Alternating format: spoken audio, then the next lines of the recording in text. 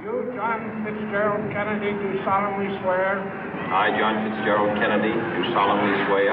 That you will faithfully execute the office of President of the United States. That I will faithfully execute the office of President of the United States. And will, to the best of your ability. And will, to the best of my ability. Preserve, protect, and defend the Constitution of the United States. Preserve, protect, and defend the Constitution of the United States. So help you God. So help me God.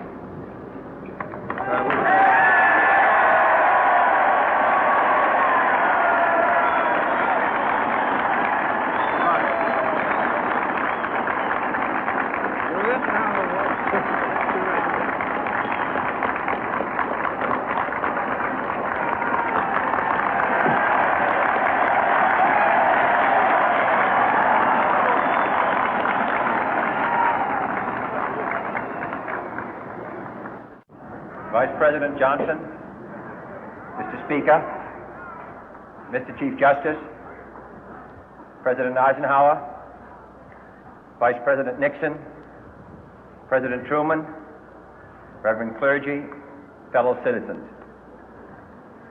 We observe today not a victory of party, but a celebration of freedom, symbolizing an end as well as a beginning, signifying renewal as well as change. For I have sworn before you and Almighty God the same solemn oath our forebears prescribed nearly a century and 3/4 ago. The world is very different now, for man holds in his mortal hands the power to abolish all forms of human poverty and all forms of human life.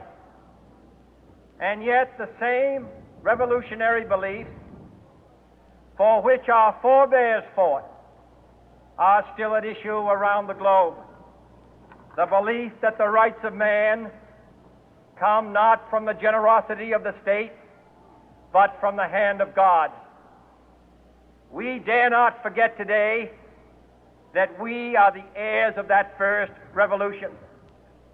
Let the word go forth from this time and place to friend and foe alike that the torch has been passed to a new generation of Americans born in this century, tempered by war, disciplined by a hard and bitter peace, proud of our ancient heritage, and unwilling to witness or permit the slow undoing of those human rights to which this nation has always been committed and to which we are committed today at home and around the world.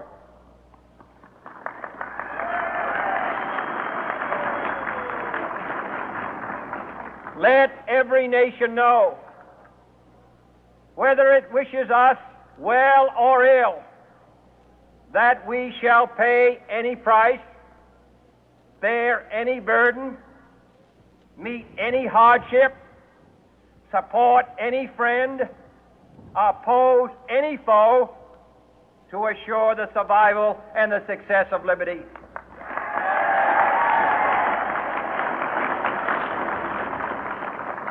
This much we pledge and more. To those old allies whose cultural and spiritual origins we share, we pledge the loyalty of faithful friends. United, there is little we cannot do in a host of cooperative ventures. Divided, there is little we can do, for we dare not meet a powerful challenge at odds and split asunder.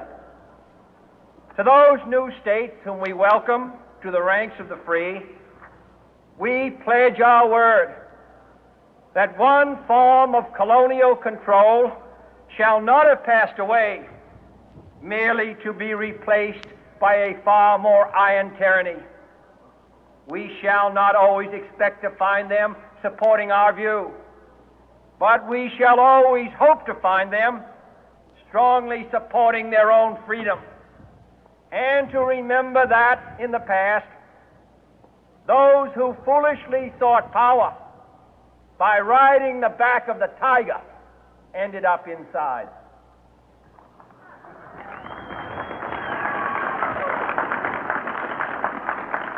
To those people in the huts and villages of half the globe struggling to break the bonds of mass misery, we pledge our best efforts to help them help themselves for whatever period is required, not because the communists may be doing it, not because we seek their votes, but because it is right. If a free society cannot help the many who are poor, it cannot save the few who are rich.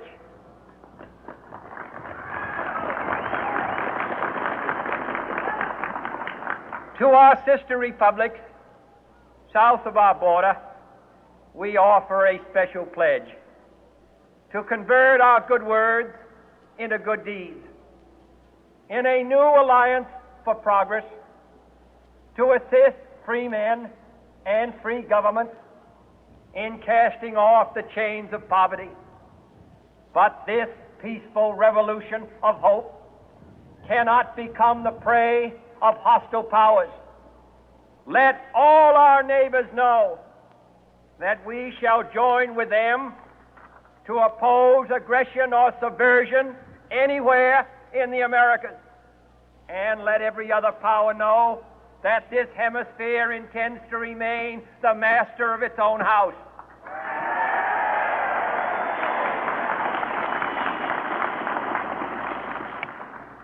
To that World Assembly of Sovereign States, the United Nations, our last best hope, in an age where the instruments of war have far outpaced the instruments of peace, we renew our pledge of support to prevent it from becoming merely a forum for invective, to strengthen its shield of the new and the weak, and to enlarge the area in which its writ may run.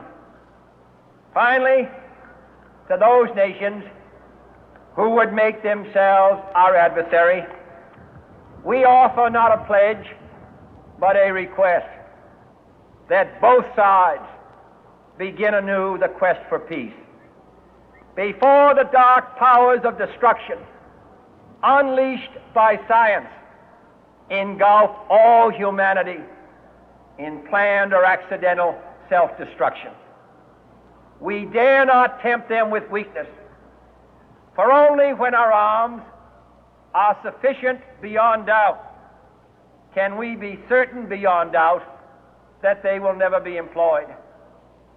But neither can two great and powerful groups of nations take comfort from our present course, both sides overburdened by the cost of modern weapons, both rightly alarmed by the steady spread of the deadly atom, yet both racing to alter that uncertain balance of terror that stays the hand of mankind's final war.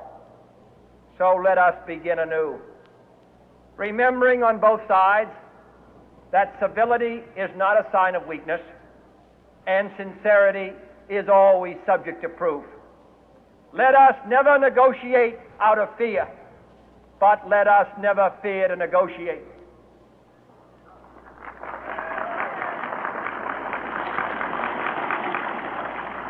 Let both sides explore what problems unite us, instead of belaboring those problems which divide us. Let both sides, for the first time, formulate serious and precise proposals for the inspection and control of arms, and bring the absolute power to destroy other nations under the absolute control of all nations.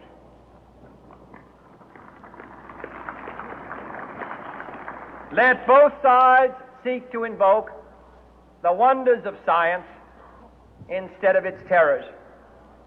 Together, let us explore the stars, conquer the deserts, eradicate disease, tap the ocean depth, and encourage the arts and commerce. Let both sides unite to heed in all corners of the earth the command of Isaiah to undo the heavy burden and let the oppressed go free.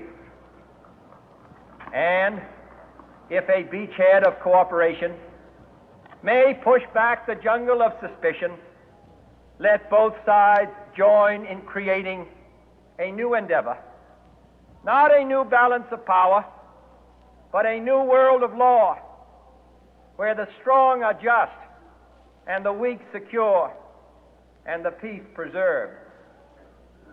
All this will not be finished in the first 100 days, nor will it be finished in the first 1,000 days, nor in the life of this administration, nor even perhaps in our lifetime on this planet. But let us begin.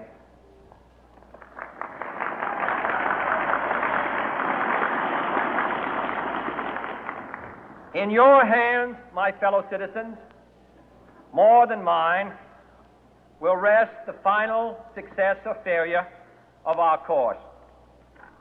Since this country was founded, each generation of Americans has been summoned to give testimony to its national loyalty. The graves of young Americans who answered the call to service surround the globe. Now the trumpet summons us again